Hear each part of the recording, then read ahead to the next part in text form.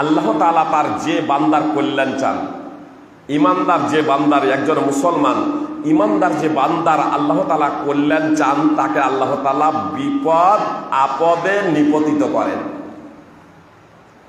সহিহ বুখারী হাদিস নম্বর 5645।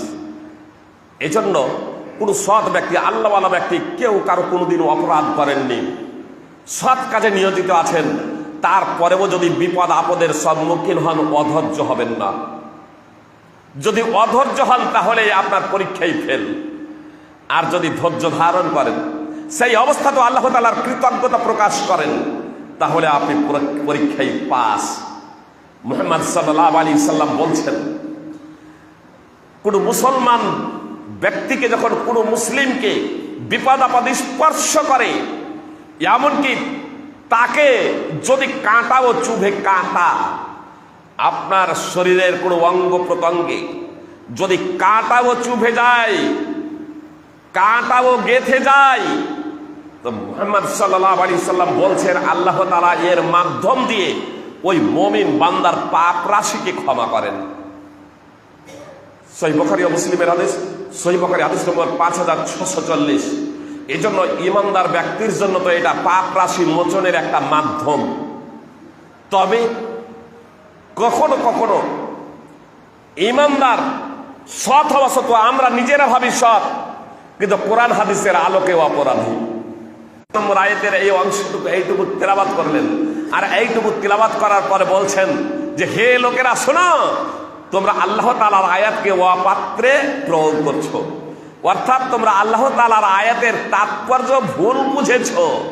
তোমরা বলছো যে আমরা সৎ কাজ করলেই হলো, আমরা সৎ কাজ করলেই হলো, অন্যায় দেখলে অন্যায়ের প্রতিবাদ করব না, সৎ কাজের আসতে সৎ কাজে বাধা প্রদানের প্রয়োজন নেই, আমরা নামাজ পড়বো, রোজা রাখবো, যাকাত দেবো, দান খয়রাত করব, আমরা সৎ পথে থাকবো, এতেই আমরা মুক্তি পেয়ে যাব। এটা তোমাদের ভুল ধারণা। আমি রাসূলুল্লাহ সাল্লাল্লাহু আলাইহি সাল্লামকে বলতে শুনেছি, যখন কোন জাতি কাউকে, কোন জালেমকে অত্যাচার করতে দেখবে, যখন কোন জাতি কোন জালেমকে জুলুম করতে দেখবে, কোন অপরাধীকে অপরাধ করতে দেখবে, কোন অন্যায়কারীকে অন্যায় করতে দেখবে, তারপরে তাকে অন্যায় করা থেকে বিরত রাখবে না, অন্যায় করা থেকে বিরত রাখবে না, অপরাধ করতে দেখার পরে ও অপরাধীকে অপরাধ থেকে নিষেধ করবে না, অপরাধ করা থেকে তাকে বারণ করবে না, তখন আল্লাহ তাআলা তাদের সকলকে শাস্তি প্রদান করবেন। মানে যারা অপরাধ করছে তাদেরকেও শাস্তি দেবেন, আর যারা অপরাধ করেনি তাদেরকেও শাস্তি দেবেন। সুনানে আবি দাউদ হাদিস নম্বর 4338, সুনানে ইবনে মাজাহ হাদিস নম্বর 4005, সুনানে তিরমিজি হাদিস নম্বর 3057। তাহলে এখানে যারা অপরাধ করছিল তাদেরও শাস্তি দিচ্ছেন, আর যারা অপরাধ করেনি বাহ্যিক দৃষ্টিতে, অপরাধ করেনি বাহ্যিক দৃষ্টিতে, তাদেরও শাস্তি প্রদান করা হচ্ছে অপরাধে বাধা প্রদান না করার কারণে। তাহলে বাহ্যিক দৃষ্টিতে অপরাধ করেনি, আমি কথাটা বললাম, মানে সৎ কাজের আদেশ, সৎ কাজের আদেশ করা এবং অসৎ কাজে বাধা প্রদান না করা, এটাও এক প্রকারের অপরাধ। এজন্য আল্লাহ তাআলা কি বলেছেন, লা ইয়াদুররুকুম মান দাল্লা ইযা হাদাইতুম, তোমরা যখন হিদায়াতের পথে থাকবে, তোমরা যখন সৎ পথের পথিক থাকবে, তখন যারা গুমরা, যারা পথভ্রষ্ট, তারা তোমাদের কোনো ক্ষতি করতে পারবে না। তা আপনি যখন সৎ কাজের আদেশ এবং অসৎ কাজে বাধা প্রদানের দায়িত্ব কর্তব্য ছেড়েই দেবেন, তখন তো আপনি অপরাধ করছেন। জি, আবু সাইদ খুদরি রাদিয়াল্লাহু তাআলা আনহু সূত্রে বর্ণিত, রাসূল সাল্লাল্লাহু আলাইহি সাল্লাম বলেছেন, মাররা মিনকুম মুনকারান ফালিয়ুগাইয়িরহু বিয়াদিহি, ফাইল্লাম ইস্তাতি ফাবিলিসানি, ফাইল্লাম ইস্তাতি ফাবিকলবি, ওয়া যালিকা আযাফুল ঈমান। রাসূল সাল্লাল্লাহু আলাইহি সাল্লাম বলেছেন, যখন তোমাদেরকে অন্যায় দেখবে তখন হাতের দ্বারা বাধা দেবে, অর্থাৎ শক্তির প্রয়োগ করবে, শক্তির দ্বারা অন্যায়ের মূলোৎপাটন করবে। এটা যদি সম্ভব না হয়, অন্যায় আপনি দেখছেন, অন্যায়ের মূলোৎপাটন করা, অন্যায়কারীকে অন্যায় বাধা দেওয়া আপনার ক্ষমতা নেই, তাহলে আপনি জবানের দ্বারা বলবেন, মুখে বলবেন, ভাই অন্যায় করো না, দাদা অন্যায় করো না, চাচা অন্যায় করিয়েন না, আব্বা অন্যায় করিয়েন না, এভাবে আপনি অন্যায়কারীকে বাধা দেবেন। যদি এটাও সম্ভব না হয়, ফাইল্লাম ইস্তাতি যদি এটাও সম্ভব না হয় তবে কলবি, তবে অন্তরের দ্বারা বাধা দেবেন। অন্তরের দ্বারা কিভাবে বাধা? অনেকেই বলে থাকেন অন্তরের দ্বারা ঘৃণা। আসলে এর অ্যাকচুয়ালি অর্থ হলো অন্তরে এবার চিন্তা ভাবনা, অন্তরে আপনাকে চিন্তা ভাবনা করতে হবে ওই মন্দ কাজে কিভাবে বাধা প্রদান করা যায়। মানে শক্তিও প্রয়োগ করতে পারছেন না, এখানে জবানেও বলতে পারছেন না, মুখেও বলতে পারছেন না। তাহলে এবার আপনাকে এই বিষয়ে চিন্তা ভাবনা করতে হবে। অন্তরে আপনাকে একটা ওটাকে ঘৃণা জানতে হবে। সার্বিক অবস্থাতেই আপনার ক্ষমতার দ্বারা বাধা দিল অন্তর থেকে ঘৃণা, মুখের দ্বারা বললো অন্তর থেকে ঘৃণা। অন্যায়কে অন্যায় বলে ঘৃণা সর্ব অবস্থাতেই জানতে হবে। কিন্তু অন্যায়ের প্রতিবাদ অন্তরের দ্বারা এর তাৎপর্য হলো এবার আপনাকে চিন্তা ভাবনা করতে হবে। আমি তো ক্ষমতাও প্রয়োগ করতে পারছি না, আমি তো কথার মাধ্যমেও প্রতিবাদ করতে পারছি না, তাহলে এই অন্যায় তো হতে দেওয়া যায় না। এ অন্যায় চলতে থাকবে আমাদের সমাজে, এটা তো হতে পারে না। মদ, জুয়া, নেশা, লটারি চলতে থাকবে, জেনা ব্যভিচার সমাজে চলতে থাকবে, এটা তো হতে দেওয়া যায় না। তাহলে এর কিভাবে মূলোৎপাটন করা যায়, এর জন্য আপনি চিন্তা ভাবনা করছেন। ঠিক আছে, আমার একার দ্বারা হবে না, আমি মৌলভী সাহেবকে বলি, মরল সর্দারকে বলি, যারা নামাজে আছে তাদেরকে বলি, তারপরে আমরা একটা টিম তৈরি করি, ঐক্যবদ্ধ হয়ে, একাই পাচ্ছিলাম না, জমাতবদ্ধ হয়ে, সমাজ সমবেত হয়ে, ঐক্যবদ্ধ হয়ে আমরা অন্যায়ের প্রতিবাদ করব। এইভাবে আপনি চিন্তা ভাবনা করছেন। রাসূল সাল্লাল্লাহু আলাইহি সাল্লাম বলছেন ওয়াযালিকা হাযাফুল ঈমান, এটা হচ্ছে ঈমানের নিম্নতর স্তর। আপনি যে অন্তরের দ্বারা অন্যায়কে প্রতিবাদের চিন্তা ভাবনা করছেন, এটা হচ্ছে ঈমানের নিম্নতর স্তর। সহিহ মুসলিম হাদিস নম্বর 49, সহিহ মুসলিমের হাদিস নম্বর 50 আব্দুল্লাহ ইবনে মাসউদ রাদিয়াল্লাহু তাআলা আনহু সূত্রে বর্ণিত আছে যে প্রত্যেক উম্মতের কিছু অনুসারী ছিল, তারা তার সুন্নাতের অনুকরণ করত, তার নির্দেশের আনুগত্য করত। অতঃপর কিছু অসৎ ব্যক্তিদের, এমন এমন অসৎ ব্যক্তিদের আবির্ভাব হলো, তারা যা বলে তারা নিজেরা করে না, তারা যা বলে তারা নিজেরা করে না। মানে শুধু মুখে বলে, মুখে বলে এই করতে হবে ওই করতে হবে, কিন্তু নিজেরা করে না, নিজেরা করে না। আর তারা এমন এমন কাজ করে যার নির্দেশ তাদের দেওয়া হয়নি, যার নির্দেশ তাদের দেওয়া হয়নি তারা সেগুলো করে, আর যার নির্দেশ তাদেরকে দেওয়া হয়েছে সেগুলো করে না। আজকে আমাদের সমাজে অহরহ, জি আজকে আমাদের সমাজে অহরহ। একটা উদাহরণ দিই,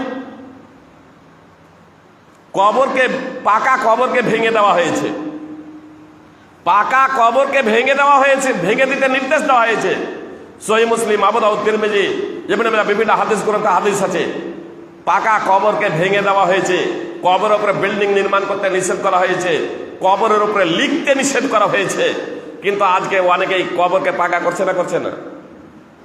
বলবেন ফাইজি সাহেব এটা ওই মাযহাবিরা করে, আমাদের দিকে নেই আহলে হাদিস বেল্ট। আমরা আলহামদুলিল্লাহ এই কুসংস্কার থেকে, সুন্নাহ পরিপন্থী কাজ থেকে আমরা মুক্ত, তাই না? আমরা কবরকে পাকা করি না আলহামদুলিল্লাহ। কিন্তু আমরা আমাদের যে প্রচলিত যে জালসাগুলো হয় সাধারণভাবে, আপনার মাদ্রাসার জালসা বলুন, মসজিদের জালসা বলুন, আপনার মসজিদের উন্নতিকল্পে বা মাদ্রাসার উন্নতিকল্পে বিভিন্ন প্রকার আমরা জালসা করি না, করি না? কথা খুব মনোযোগ দিয়ে শুনুন। মসজিদের উন্নতিকল্প জালসা, মাদ্রাসার উন্নতিকল্পে জালসা, আর তারপরে সারা রাত ধরে করছি। সারা রাত ধরে এটা ঠিক নয়, অবশ্য আপনারা 10টা 11টা পর্যন্ত 11টা পর্যন্ত করবেন, সারা রাত ধরে জালসা করা এটা ঠিক না। জি আমাদের মতো আলেমরাই করছেন, আমাদের মতো আলেমরাই করছেন, কিন্তু আমাদের মতো আলেমরাই করছেন বলে না আপনারা পার পেয়ে যাবেন, না আমরা পার পেয়ে যাব। যারা অপরাধ করবো তারা তাদেরকে অপরাধের শাস্তি ভোগ করতে হবে। 1 নম্বর। 2 নম্বর যে বিষয়টা আমি বলতে যাচ্ছি, যে সারা রাত ধরে একটা জালসা, আর তারপরে মেলা, আর তারপরে সেখানে আহ্বান করছি, মা বাসাদের বসার সুব্যবস্থা করা হয়েছে, বলি না, বলি না। তারপরে জালসায় ডাকলাম, এইদিকে রাস্তায় ধাক্কা ধাক্কি, আর তারপরে সেই জায়গাতে আমরা মা বোনদেরকে ডাকলাম। অথচ রাসূল সাল্লাল্লাহু আলাইহি সাল্লামের 23 বছর নবুয়তি জীবনে একদিনও এইভাবে পাবেন না যে মহিলাদেরকে এইভাবে রাত্রে বক্তব্য শুনতে ডেকেছে। জি মেয়েদের মাঝেও রাসূল সাল্লাল্লাহু আলাইহি সাল্লাম বক্তব্য দিয়েছেন, পুরুষ মহিলাদের মাঝে বক্তব্য দিয়েছেন, পুরুষ মহিলাদের মাঝে বক্তব্য দিয়েছেন। এমনকি মহিলাদের জন্য পৃথকভাবে দিনও নির্ধারণ করেছেন রাসূল সাল্লাল্লাহু আলাইহি সাল্লাম। কিন্তু এইভাবে জালসায় মেয়েদেরকে সারা রাত ধরে জালসায় মা বোনদেরকে আহ্বান করেননি। কত কুসংস্কার হয়, কত শরীয়ত বিরোধী কাজ হয়, আপনারা ভালোভাবে অবগত আছেন। অথচ সেখানে আমরা আহ্বান জানাচ্ছি, সেখানে আমাদের না আলেম ওলামা, না মৌলবি মাওলানা, বক্তাদের কোনো হেলদোল আছে, না চিন্তা ভাবনা আছে, না আপনাদের মডেল সর্দার গ্রামবাসীর কোনো হেলদোল আছে। অথচ বুখারী, মুসলিম, আবু দাউদ, তিরমিজি, নাসাই, ইবনে মাজাহ সমস্ত হাদিস গ্রন্থে হাদিস আছে। ইমাম বুখারী সহ অন্যান্য ইমামগণ অনুচ্ছেদ রচনা করেছেন ঈদের নামাজে মহিলাদের বের হওয়া। রাসূল সাল্লাল্লাহু আলাইহি সাল্লাম নির্দেশ প্রদান করেছেন মহিলাদেরকে ওই ঈদের নামাজে নিয়ে যাওয়ার জন্য। 5 ওয়াক্তের নামাজের ক্ষেত্রে আল্লাহ রাসূল সাল্লাল্লাহু আলাইহি ওয়াসাল্লাম বলছেন মেয়েদের থেকে মেয়েদের নামাজ বাড়িতে উত্তম। 5 ওয়াক্তের নামাজ মহিলাদের মসজিদ থেকে বাড়িতে উত্তম। জুমার নামাজ মহিলাদের জন্য ফরজ নয়, এজন্য মহিলারা বাড়িতেই জোহরের নামাজ পড়বে, জুমার পরিবর্তে জুমা পড়বে না। অবশ্য যদি জুমার মসজিদে উপস্থিত হয়ে যায় পুরুষদের ইমামতিতে, তাহলে তখন জোহরের নামাজ নয়, তখন জুমার নামাজই আদায় করতে হবে। কিন্তু মহিলারা পৃথকভাবে জুমার নামাজ আদায় করতে পারে না। আর ঈদের নামাজের ক্ষেত্রে রাসূল সাল্লাল্লাহু আলাইহি সাল্লাম নির্দেশ প্রদান করলেন কুমারী মহিলা। একজন মহিলা প্রশ্ন করছেন, আল্লাহ রাসূল, যদি কোনো মেয়ের চাদর না থাকে, দোপাট্টা না থাকে, ওড়না না থাকে, তাহলে সে কি করবে? তো আল্লাহ রাসূল সাল্লাল্লাহু আলাইহি সাল্লাম বলছেন তার বান্ধবী তার চাদরের কিছু অংশ দিয়ে তাকে জড়িয়ে ধরে পর্দা করে নিয়ে যাবে। আল্লাহ রাসূল সাল্লাল্লাহু আলাইহি সাল্লাম যার নির্দেশ দিলেন সেটা আজকে আমরা করি না, তার বাস্তবায়ন করি না। কিন্তু যার নির্দেশ আল্লাহ রাসূল সাল্লাল্লাহু আলাইহি সাল্লাম দেননি সেটা আমরা করছি। আব্দুল্লাহ ইবনে মাসউদ রাদিয়াল্লাহু তাআলা আনহু কি বলছেন? আল্লাহ রাসূল সাল্লাল্লাহু আলাইহি সাল্লাম বলেছেন, হাদিসটা খুব মনোযোগ দিয়ে শুনুন। আল্লাহ রাসূল সাল্লাল্লাহু আলাইহি সাল্লাম বলছেন প্রত্যেক নবীর কিছু অনুসারী ছিল যারা তার সুন্নাতের অনুকরণ করেছিল, তার নির্দেশের আনুগত্য করেছিল। অতঃপর এমন এমন লোকেদের আবির্ভাব হলো তারা যা বলে তা তারা নিজেরা করে না। আমরা প্রত্যেক আলেম বলি না কোরআন এবং সুন্নাহ আমাদের মেনে চলতে হবে। তা আমাদেরকে জিজ্ঞেস করুন যে আমরা যে সারা ধরে মা বন্ধের রাত্রে ওই জালসায় ডাকছি, আর অনেক কুসংস্কার হচ্ছে বা মেলা দিচ্ছি, এগুলো কি কোরআন হাদিস দ্বারা সাব্যস্ত? পুরুষ মহিলায় ধাক্কা ধাক্কি হচ্ছে, এটা কি কোরআন হাদিস দ্বারা সাব্যস্ত না এটা নিষিদ্ধ? আমরা কি হাদিসের আওতায় পড়ে যাচ্ছি না? আমরা কোরআন হাদিসের কথা বলছি কিন্তু কোরআন হাদিস বাস্তবায়ন করছি না। আর এমন কাজ করছি যার নির্দেশ দেওয়া হয়নি। নির্দেশ তো দেওয়া হলো মহিলাদেরকে বের। যে রাসূল সাল্লাল্লাহু আলাইহি সাল্লাম পুরুষদের মাঝে খুতবা দিলেন, তারপরে মহিলাদের মাঝে খুতবা দিলেন ঈদের খুতবা। এমনকি ঋতুবতী মহিলাদেরকেও আল্লাহ রাসূল সাল্লাল্লাহু আলাইহি সাল্লাম ঈদের দিন বের করতে বললেন। একই ঈদ মাঠে রাসূল সাল্লাল্লাহু আলাইহি সাল্লাম নামাজ পড়লেন, সাহাবায়ে কেরাম একই ঈদ মাঠে পুরুষ এবং মহিলা নামাজ পড়লেন। পরবর্তীতে বিষয়টা পরিবর্তন হয়ে গেছে মাযহাবী কারণে, যে মাযহাবীরা যেমন মেয়েদের ঈদের নামাজ মানে মেয়েদের আর ঈদের নামাজ নেই না, ঈদ মাঠে না বাড়িতে। আর আমরা তো একবারে মাফ করলাম না, কিন্তু মহিলাদের সেপারেট ভাবে মসজিদে, মহিলাদের সেপারেট ভাবে মসজিদে অথবা বাড়িতে বাড়িতে। আমি তো সাধারণ একজন ব্যক্তি, আনোয়ার ফেইজি একজন সাধারণ ব্যক্তি, বিংশ শতাব্দীর শ্রেষ্ঠতম 3 জন মুহাদ্দিস যাদের সারা পৃথিবীর মানুষ চেনে, তার মধ্যে ইবনুল উসাইমিন রাহিমাহুল্লাহ বলছেন মহিলাদের পৃথকভাবে ঈদের নামাজ পড়াটাই হচ্ছে বেদাত। যদিও শেখ ইবনে বাজ রাহিমাহুল্লাহ বলেছেন যদি জামাতে কোনো কারণে উপস্থিত হতে না পারে, জামাতে উপস্থিত যদি না হতে পারে, তাহলে জামাত যদি ছুটে যেমন পুরুষেরা এরকম সেপারেট পড়ে নেবে, পৃথকভাবে পড়ে নেবে, মেয়েরাও পড়ে নিতে পারে, অর্থাৎ সেটা বেদাতের অন্তর্ভুক্ত না। ফল কথা, যখন সৎ কাজের আদেশ এবং অসৎ কাজে বাধা প্রদান এটা ছেড়ে দেওয়া হবে, তখন কি ভয়ানক পরিণতি হবে সেটা আমরা বুঝতে পারছি। সুপ্রিয় ভ্রাতৃবৃন্দ, রাসূল সাল্লাল্লাহু আলাইহি সাল্লাম কি বলছেন? যে এই ব্যক্তিরা যারা এমন এমন ব্যক্তি আবির্ভাব হবে, তারা যা বলে তারা নিজেরা করে না, আর এমন এমন কাজ করে